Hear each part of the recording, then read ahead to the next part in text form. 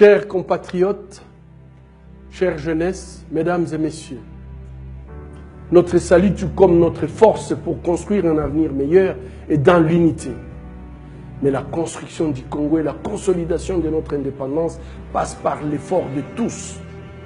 Il est utopique de penser qu'une classe de Congolais doit continuer à vivre dans l'extravagance des jets privés, des villas sur la Côte d'Azur, alors que d'autres doivent travailler péniblement et manger par alternance, sans éducation, sans eau, sans électricité, sans abri.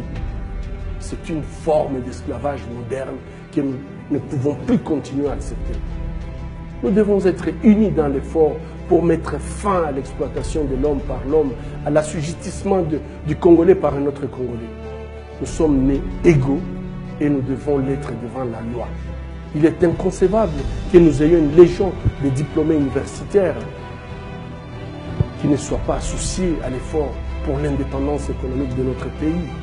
Comment pouvons-nous dresser nos fronts longtemps courbés lorsque notre jeunesse vit un chômage endémique? Ne dit-on pas que le travail anoblit l'homme?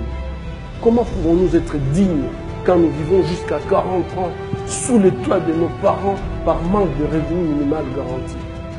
57 après l'indépendance, nos fronts sont toujours courbés. Nous devons les dresser.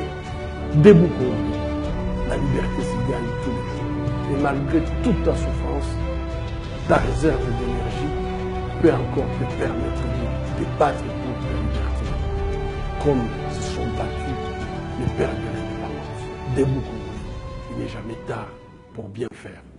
Ta liberté et ton destin sont entre tes mains. Debout pour nous.